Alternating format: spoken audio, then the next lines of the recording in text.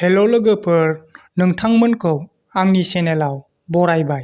आं नोंथांमोननि गेजेराव मोनसे बर'नि गोदान शर्ट फिल्मनि आपडेट लानानै फैदों। आं आसा खालामो नोंथांमोनहा आंनि दिनैनि आपडेटखौ मिथिनो थाखाय अन्नानै नोंथांमोनहा आंनि भिडिअ'खौ जोबजासिम नायगोन।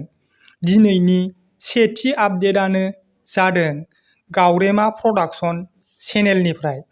बे चेनेलनि गेजेरजों बिथांमोनहा शर्ट फिल्मनि भिडिअ' लानानै फैबाय थायो। बे शर्ट फिल्मनि टाइटेलानो जादों बिबारि।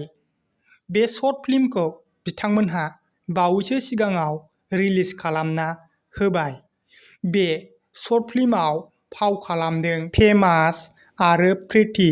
बिथांमोनहा एक्टर आरो एक्ट्रेसआव फाव खालामदों आरो माखासे दंबावो सानसोरां, फिलिसा, बिरजय, मासुम, रिंसार बिथांमोनहा जयै फाव खालामदों। स्ट'रि, एडिटिं, डाइरेक्शन बिथां जुलि मुसाहारि, केमेरा बिथां बिरदाव ब्रह्म।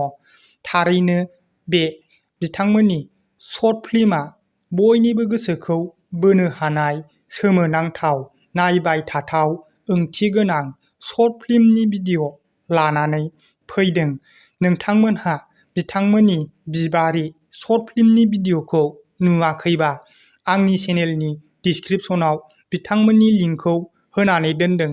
नोंथांमोनहा दासिमहालागै नायाखैबा थांना नायनो हागोन।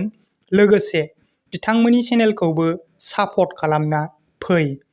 आंनि दिनैनि भिडिअ'आ बेखिनियानोमोन। नोंथांमोनहा आंनि चेनेलाव गोदानबा अन्नानै चेनेलखौ साबस्क्राइब खालामना ला। लोगोसे खाथिनि बेल आइकनखौबो अलाव थुनानै हो। आं नोंथांमोननि गेजेराव बेबायदिनो बर'नि गोदान शर्ट फिल्मनि आपडेट लानानै फैबाय थागोन।